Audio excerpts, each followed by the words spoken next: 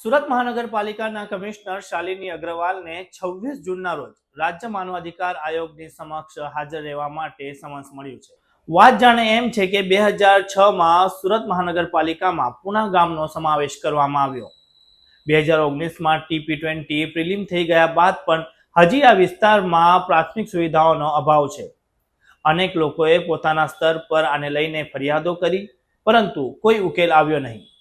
હવે સુરતના પુણા વિસ્તારમાં રહેતા એક સમાજસેવક કુલદીપ ગોહિલે ગુજરાત રાજ્ય માનવ અધિકાર આયોગમાં આને લઈને રજૂઆત કરી છે।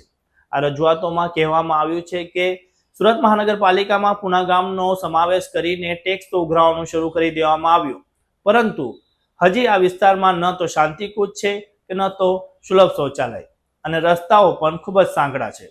અને હવે આને લઈને ગુજરાત રાજ્ય માનવ અધિકાર આયોગે સુરત મહાનગરપાલિકાના કમિશનર શાલિની અગ્રવાલને 26 જૂનના રોજ જરૂરી દસ્તાવેજો સાથે પ્રત્યક્ષ અથવા વિડીયો કોન્ફરન્સિંગ સાથે હાજર રહેવા માટે જણાવ્યું છે।